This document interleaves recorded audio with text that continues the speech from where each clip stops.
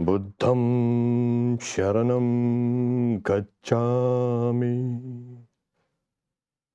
Dharmam Sharanam Gacchami Sangam Sharanam Gacchami. These are the three gems of Buddhism. The Dharma, the Buddha, the Dharma, and the Sangha. Tomorrow is the full moon, as they say, the Purnima. It's also called the thrice blessed day, for he was born on this day. He became enlightened or became awakened. He became the Buddha on this very day, and he attained Mahaparinirvana, the giving up of his body, also on this day. The title is The Greatest Man Ever Born. Now, this can be contested, challenged, dismissed, whatever.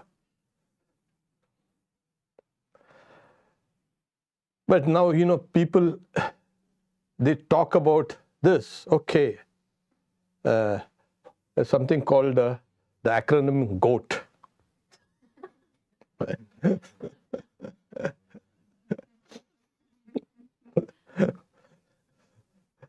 Well, the greatest of all times.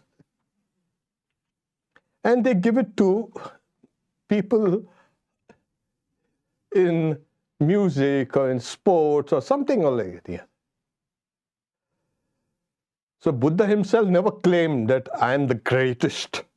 Obviously, it's we who are kind of, we in the sense now, let's take us as something that we are going to follow the arguments that Swami Viveandananda gave.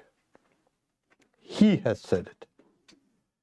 So Swami Vivekananda could have selected some scientist or some doctors, or lawyers, or like I said, musicians or athlete, anything, whatever. Nowadays we have the man of the year and the man of the century or whatever. But we have always seen, in retrospect, their feet were made of clay. You get all the crazy things coming out now. So, Sri Ramakrishna said about Swami Vivekananda, because Swami Vivekananda has said he was the greatest man that was ever born. And can say greatness is recognized by another one who is great. Sri Ramakrishna says of him, some are born perfect. For examples, Narada and Shukadeva, they are called Nitya Siddhas. That is, they are born perfect. They don't have to go through that whole process of trying to attain perfections. On another occasion, Sri Ramakrishna speaks about Swami Vivekananda specifically. And he says wonderfully, behold, here is Naren. He's telling to all the other disciples, see what a power of insight he has. It is like the shoreless sea of radiant knowledge. The Mother Mahamaya herself cannot approach within less than 10 feet of him. She is barred by the very glory she has imparted to him. Now this is Sri Ramakrishna speaking about Swami Vivekananda. So he also says he has 18 powers. These are the divine powers. And Sri Ramakrishna says, one or two of which is sufficient to make a man famous in the world. So Swamiji had 18.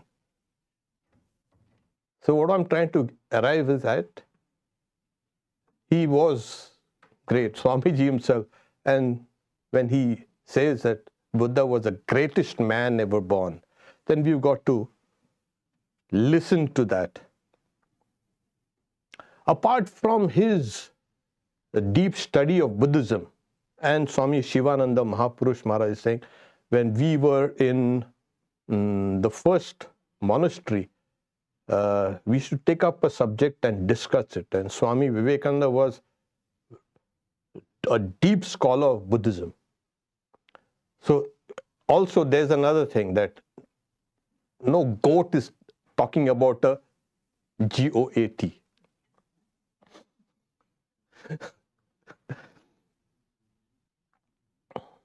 So he had read Buddhism thoroughly.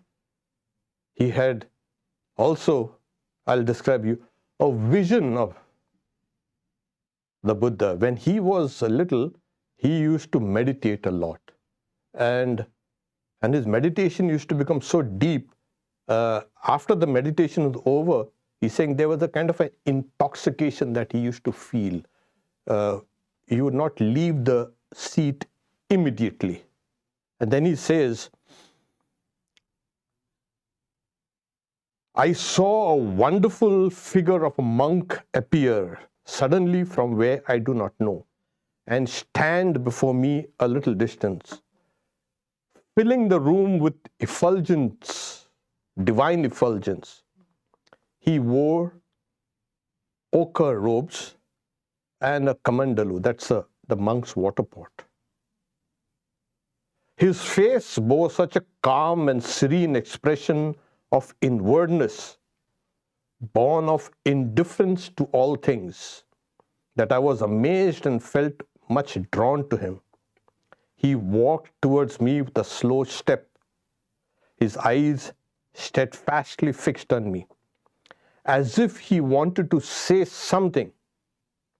But I was seized with fear and I could not keep still. I got up and bolted out of the room. And then think, why did I get frightened?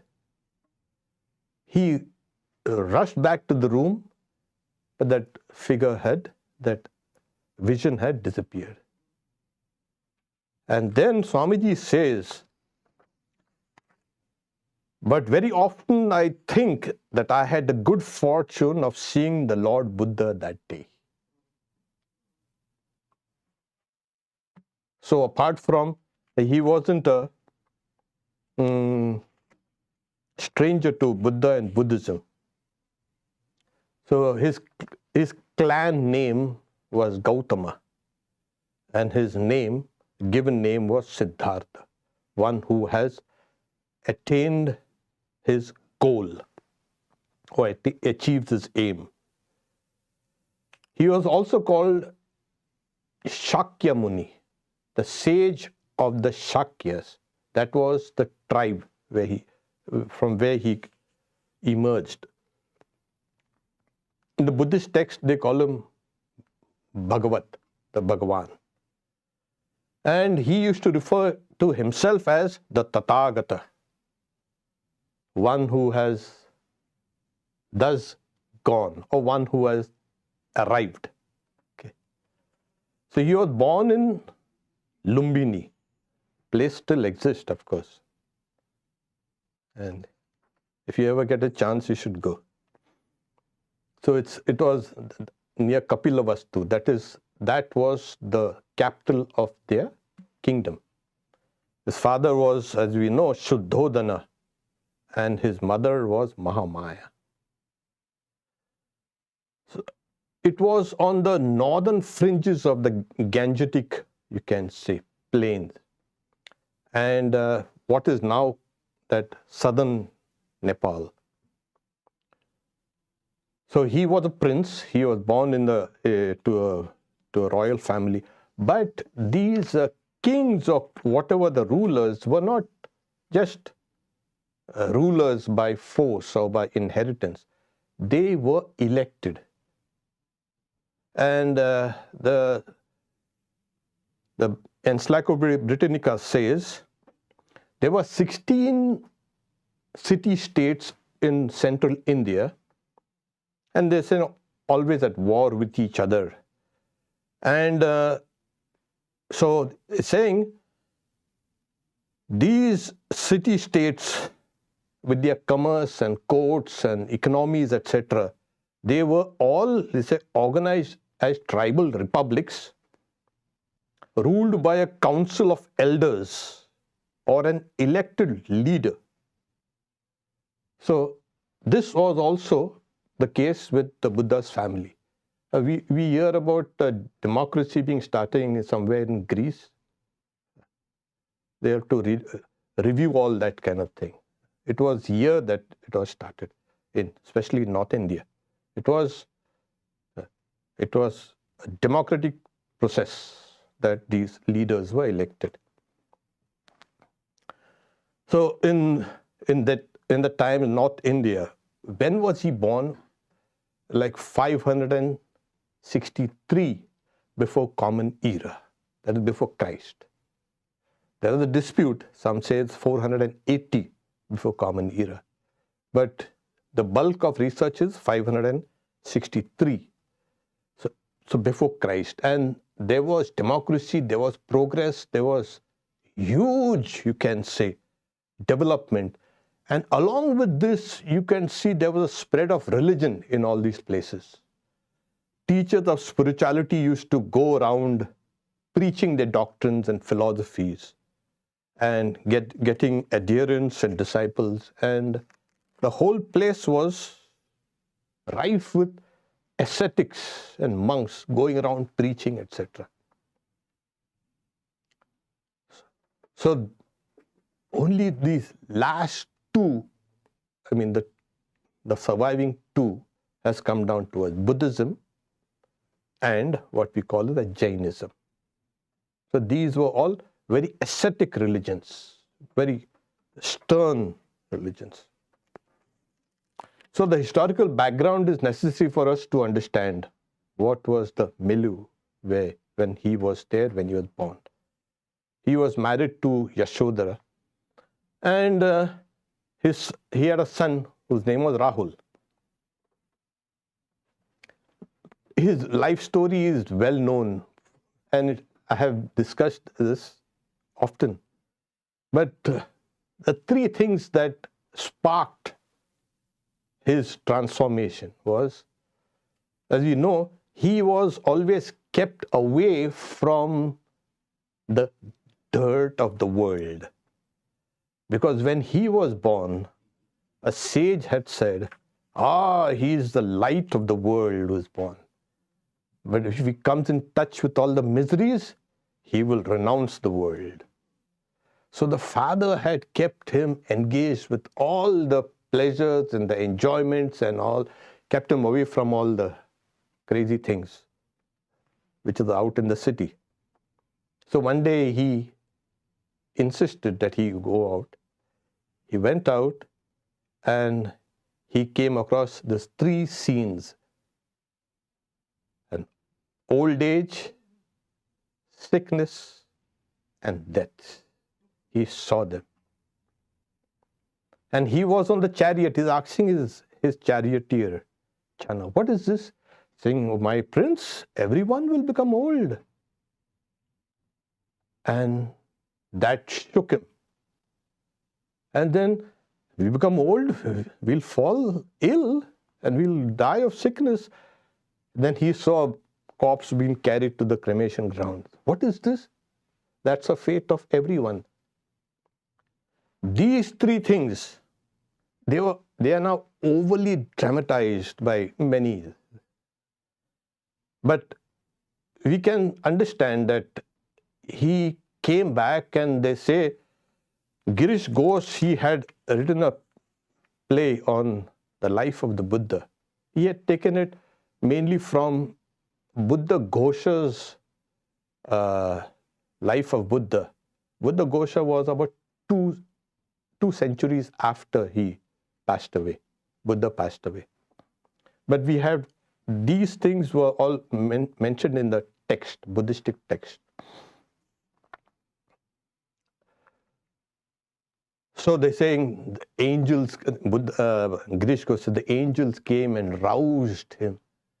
We are floating on this river of misery.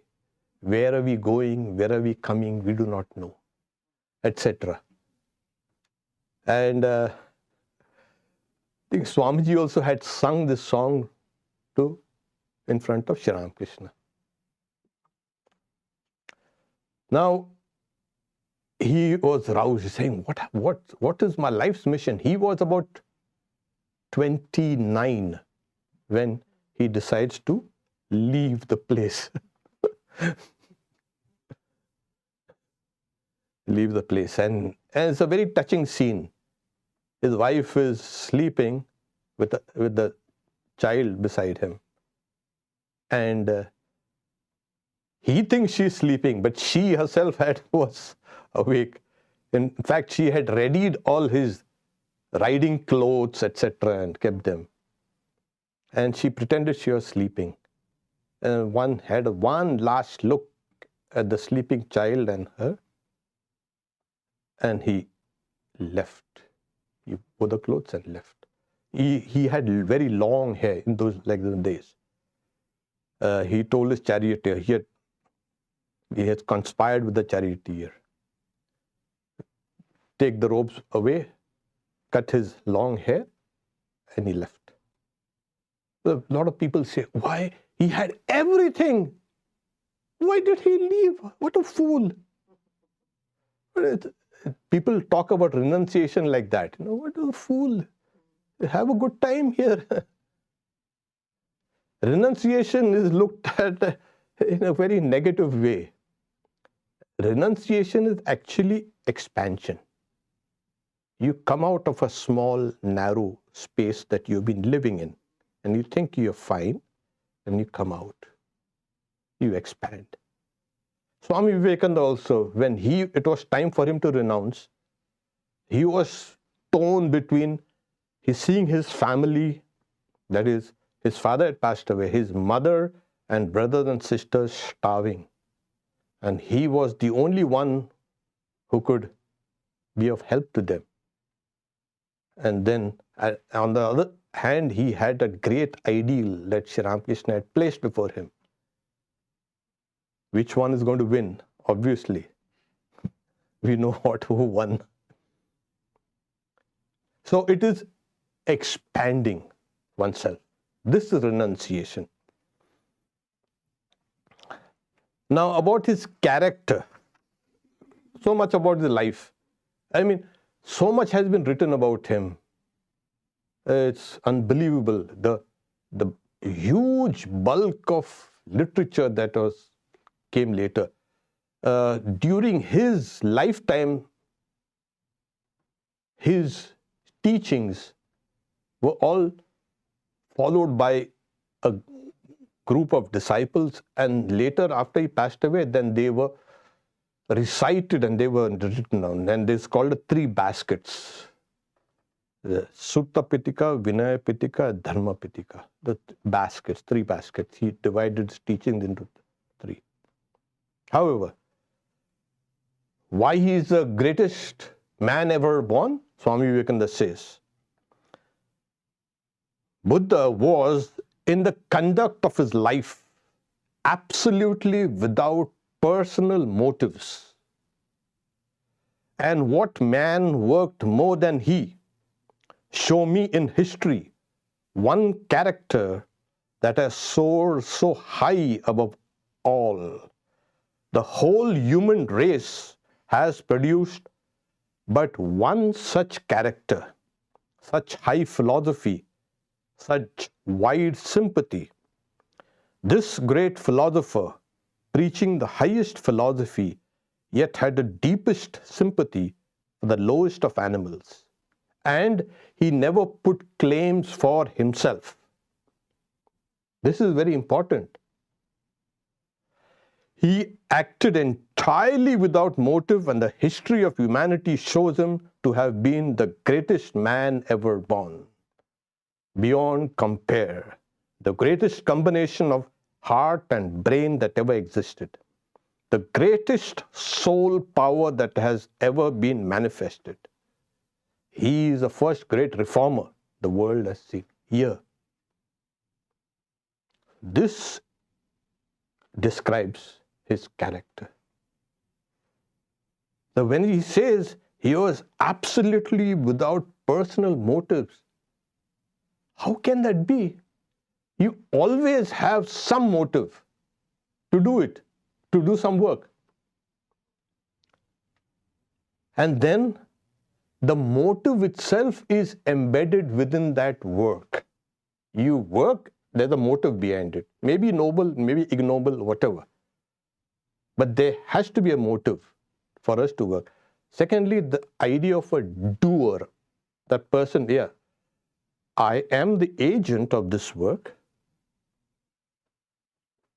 He was without personal motives. And that means he had that great knowledge that eliminated the idea of doership as well as personal motives. That is, his heart was so expanded that he felt that work should be done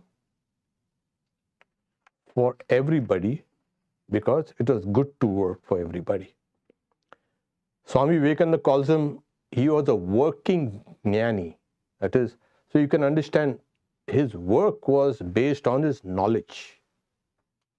And that knowledge was not just a dry knowledge. Nowadays we have this already dry knowledge. Oh, Brahman, Satchidananda, Brahman is this, Brahman is that. What is the Brahman, Brahman? What kind of knowledge of Brahman? Sometimes I get a little irritated. Brahman is this and Brahman is that and all. What is Brahman is this? It is that knowledge of Brahman is extremely dynamic and practical. It will manifest as love for all. It's not a dry knowledge. That knowledge is like soaked through and through with love. And this is what Buddha had. Not just Brahman is this, Brahman is that. This. And because of this great love for everybody, based on this knowledge of his awakening, he worked for everybody. And he says, Swamiji says, show me one man who has worked so hard as he. So when he was about 29, he left home. And for 6 years, he undertook the most severest penances. He had reduced his food to just 1 grain a day, rice grain. And he was just skin and bones.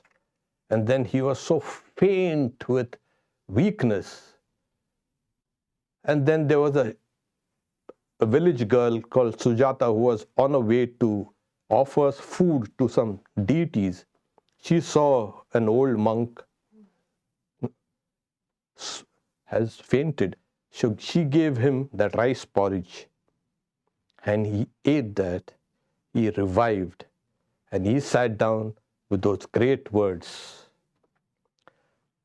Under this tree, I'm going to sit down and I'm not going to get up from my seat until I become awakened. You know the great, Ihasane shushatu me shariram. Let my flesh and skin and bones dry and wither away. With that will, and that's a will we need to have a little of it when we sit down to meditate. So this was the willpower he had. And he's saying, aprapya bodhim, that I'm going to attain that knowledge which is difficult to attain in many cycles. And then he got it. So he attained that state of, he was around 34, 35. And from that time on, he preached his doctrine till he was 80. Yeah, nobody crucified him. They all loved him. Friends and foes. That was his kind of great. His personality itself was awe-inspiring.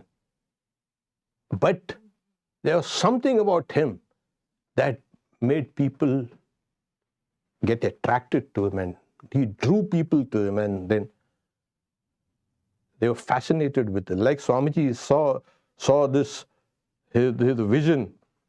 I don't know exactly, but you can take it like this. His face bore such a calm and serene expression of inwardness that I was amazed and felt much drawn to him. So this is what. And then he says, Swamiji says,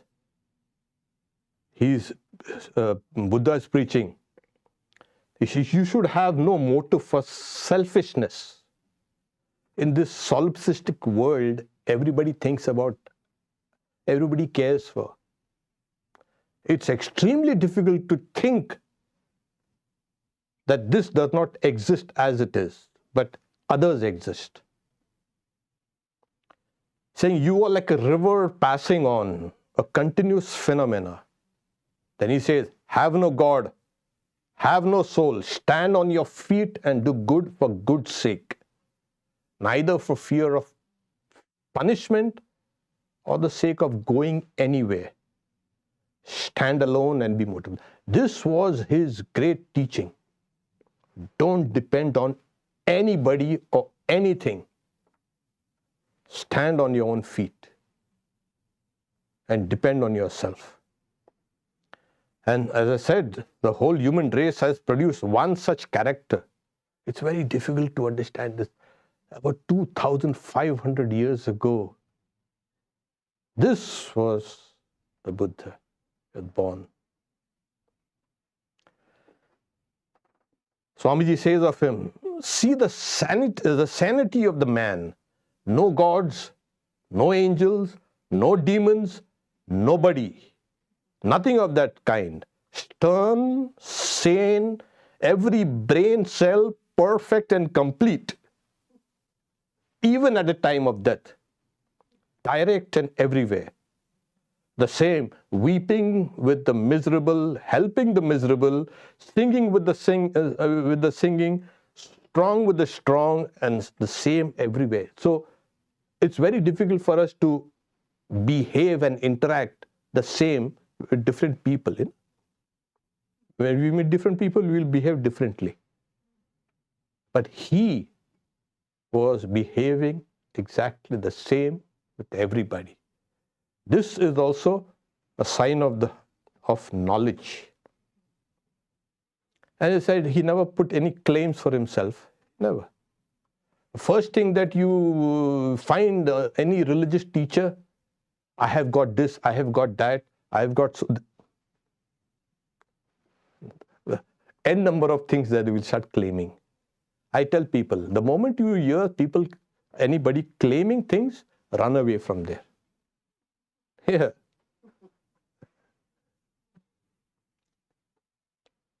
So he says, think of that moral force. We are all cowards, Swami Vivekananda says. So we are good by some fable or some story or some inherited something, some tribalism. Oh, you got to be good, etc. And we become evil at the moment an opportunity arises. Here was Buddha. Even at the time of passing away, and that was his great say. People, they converged upon that place where he died. he gave up his body. And they say that he had eaten something poisonous, probably some mushroom that was offered to him. They tell you about various things, but then it was really some mushrooms, the poisonous variety. And they say he lay down. There's one statue. There are many statues. One statue near Rangoon. What Rangoon? Swami Viveandananda goes and says Buddha is shown reclining, cradling his head on his palm. And that's the way he died. So at that stage, there was no fear, what's going to happen, nothing. And they say that the whole world was weeping because he was going to pass away. And then he says, his chief disciple was Ananda. I am passing away. Weep not for me. Think not for me. I am gone. Work out diligently your own salvation. Each one of you is just what I am. I am nothing but one of you. What I am today is what I made myself. Do you struggle and make yourself what I am? And then he's saying, there's the famous line, Atma Deepo Bhava, be a light unto yourself. That was his final message before he passed away. And then the earth, they say the earth shook and thunder and lightning and etc. Whatever. Later on, these things were dramatized. But you can understand that, yes, and people streamed and streamed to see finally what this great man, when he lay. So, there's a couple of things. And he was very practical. So, a group of philosophers, young boys rather, had come and they were disputing the philosophy. And so they had come to him for resolution. Some said, my people teach this and this is the way to truth. The others said, I've been taught the other way. Which is the right way? They came in to him. So he said, did you see God? They said, no, sir. Did your father see God? No. Your grandfather? No. Your teachers? No. Then he said, okay. Then he explained, in a certain village, a young man comes and he begins weeping. Oh, I love her so. Oh my, I love her so. And then the villagers came and they were delighted. Oh my, here, a young man coming weeping for some girl. And then saying, who is she whom you love? I do not know. Where does she live? I do not know. But I love her so much. What does she look like? I do not know. But I love her. And then Buddha said, young men, what do you make of this kind of person? Oh, he was a fool. He's in love with somebody who he has not seen, does not know they exist, I think. Aren't you the same? Disputing about something you have not seen or nobody, you have not seen or heard, no, nothing. And then he says, be good, saying, therefore I say, be pure and be good. Be pure and be good and love everybody. That is all for religion. So he was like that, intensely practical. Philosophy, okay. Disputations. So what did he accomplish? So as I spoke about his renunciation, that he expanded. He started what is called proselytizing. He was the first to proselytize. He brought missionarying into being. There was a time when you were born in your religion and died in the religion. He was the first one he sent his disciples, go across over the world and preach this doctrine. And they did it with their brains, and with their heart, and with their hands. The force was only moral force. They never convinced anybody otherwise or coerced anybody. So they converted the whole of Asia, right up from what is called Alexandria, Anatolia, till Japan.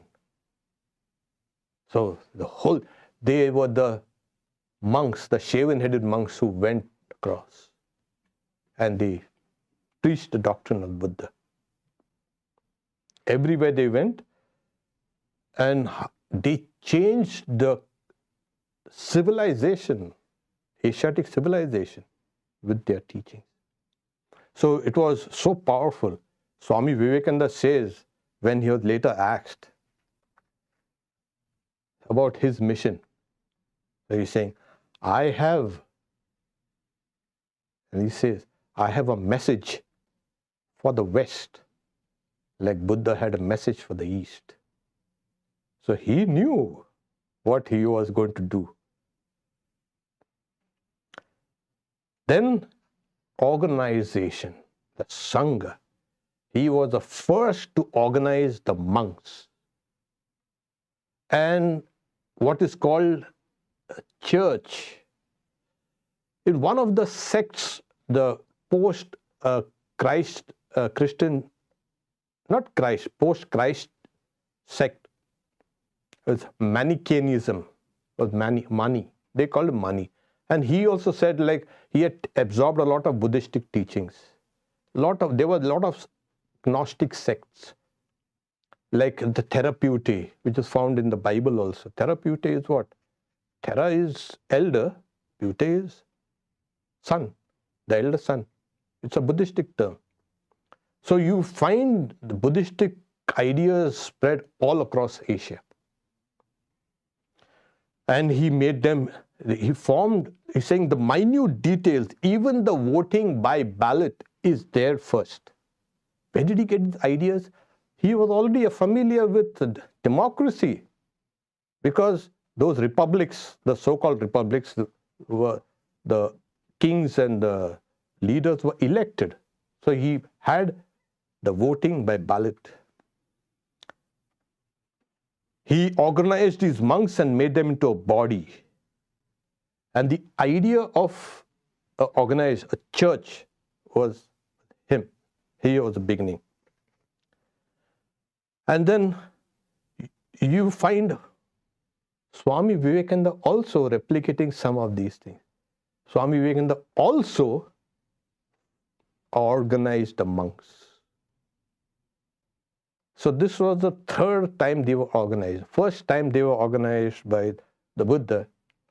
The second time it was by Shankaracharya. And third time. And every time they were organized, they changed history. So Buddha, he organized everybody, it changed history. Shankaracharya organized, it changed history. Vivekananda organized, and it's changing history.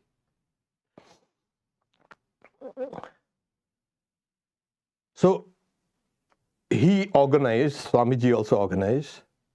Swamiji also says he started the preaching work. Yeah. There were attempts made before Swamiji, sporadic attempts. But with him, it became a part of his mission, Lord. Preaching work. Buddha was a reformer. Swami Vivekananda also was a reformer. He says, I want root and branch reform. And he challenged, I am the greatest reformer than all these guys. They are talking about reform. So he was a reformer. What did he do? He reformed religion. Oh yeah. And unleashed it for the good of the world. Buddha was the greatest combination of head and heart and hand. So was Swami Vivekananda. So his intellectual capability was tremendous, Swamiji's. But his disciples, co-disciples will say, oh, he was in capital Love. His compassion went down to each and everybody. No, and this is a result of knowledge. The compassion, just compassion is a weak compassion. You look at somebody and start crying. Oh, you have to do something. Go and that you have got to do it through knowledge. Buddha, he worked so hard, and they say that he walked to all these places, mainly in the northern parts of India, around the Indo-Gangetic plains. He walked, preached, he lived like that, with only the bare necessities. We have Swami Vivekananda also going around with almost no necessities at all, bare necessities. He went around. He studied the people. He studied the country. He studied human nature at all levels. And Swami Vivekananda also never claimed anything for himself. Oh, no, I am the humblest of the humble. Like Buddha, I know. When they wanted to make a god out of him, say, no, I'm just a man like you. Don't make me a god. But we know what happened later on. We made all this. The initial depictions of Buddha were just either a chakra. A chakra is he set the wheel of dharma in motion. That's why it's called a dharma chakra pravartaka. One who sets the wheel in motion. Shri Ramakrishna, he says, Narayan Shikha Deve. That is, Narayan will teach the world. He set in motion also a machinery and a message for the world. And Swamiji never say, yeah, I am just Shri Ramakrishna's the child. And like Buddha, the whole force of Swamiji's teaching was to make an ordinary man into a god. That was Buddha. He dismissed all gods. He said it's not necessary. You become a god. Swamiji's message was something similar. That the whole force, he says, his religion is directed to the great central truth in every religion, to evolve a god out of man. So this gives a tremendous, you can say, responsibility and hope for humanity. And here we are thinking in terms of crazy, limited ideas about us, about humanity, about society. So the whole force of these people were to convert the human, evolve society. And you can see, even after about 2,500 years, we are seeing a kind of a revival of both Buddhism and, in a way, Vedanta. He was a Vedanta monk. He was a monk. And so he based his life, his work, his message on his awakening. So the final message is, as I said, be a light unto yourself. This is a message for us to carry forward. And we have to evolve. Stand on your own. Don't think, as he has said, there were no cobwebs in his brains. He said. Clear, sanity, That is what is required of us, to look at ourselves and to grow. We either hold on to some superstitions or some biases or something, and that makes us weak. When you depend on yourself, you are the strongest. So I hope this shows that Buddha was the greatest man that has ever born. And he will be there. That's why today we have him everywhere. He is like the icon of humanity. We see statues of Buddha. Yes, it's statues of Buddha. In a way, it's our description, our depiction. That is the ideal. Om Shanti Shanti Shanti Harihi Om Tat Sat Shri Ram Krishna Arpanamastu.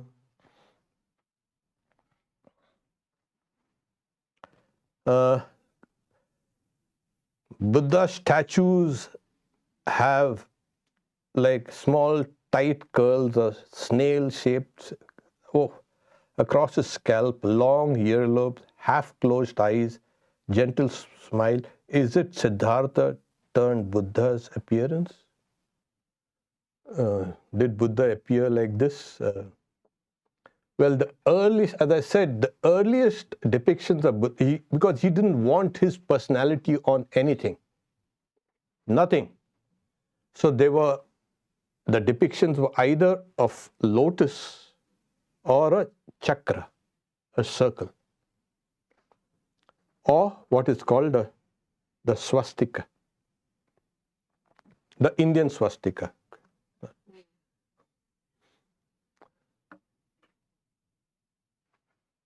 It was the first, there was the influence, not the influence, of the huge, you can say, melting pot between the Indian civilization and the Greek civilization, what is now known as Afghanistan. It was in those days, it's called the Bactria. And what is now today called Kandahar was one of their main cities where both the civilizations interacted. So this civilization, this fusion of this civilization, because after Alexander passes away, one of the generals, his generals, was Seleucus Nicator. He came and claimed that entire place for himself. And there were a lot of Greek settlements, etc. So there were Greeks. And so the Greeks, they always wanted to depict the human form, you see. They were not like an abstract, symbolic. They cannot understand this. That's why they say when the West came in touch with India first time, what's all this symbology? What's all this abstract? We want something concrete. Yesterday we had a long discussion on abstract and concrete. So they said, no, we will carve out the likeness of the Buddha. And they took the help of descriptions mentioned in the books itself, Buddhistic literature, and they carved out this. So yes, it's more or less, but then, wherever Buddhism went, in Southeast Asia, he became Southeast Asian. He went to some other place, he looked like Japanese. So you have various depictions. And in the Kandahar, the first statues of the Buddha, those statues are still, they have been discovered by archaeologists and kept in the museum. And so he is like, you can see he looks like a Greek god. It was there in that, one of the first statues where Swami Viveandananda, he looked at, it's called at Sarnath. He was looking at that, one of the earliest statues, and the statue suddenly comes to life. So, and he says, I had a vision of the Buddha. And then what happened? After that, there was the whole vision opened up into an ocean of light. And he was like a small speck at the edge of that ocean of light. And he calls that ocean of light the Buddha. And he says, oh, the compassion, the love. So even after all these years, you find that you have two depictions of Buddha, as a radiant ocean of light and as a form. So yeah, it's more or less the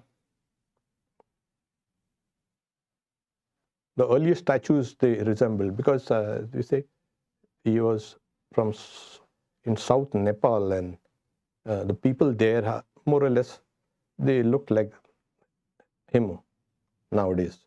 Still they still look like. Okay.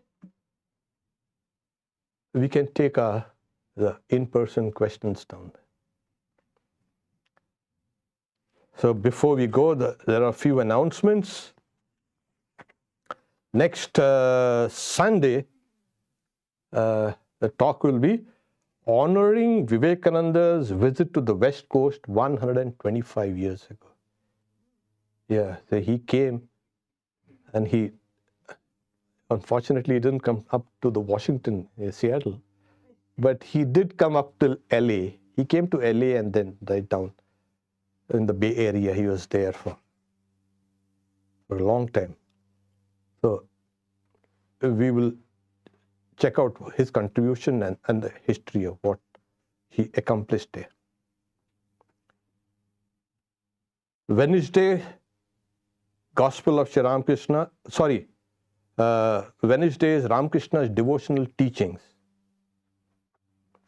Wednesday 7 p.m., Thursday 7 p.m., Gospel of the Holy Mother by Swami Brahmatmananda.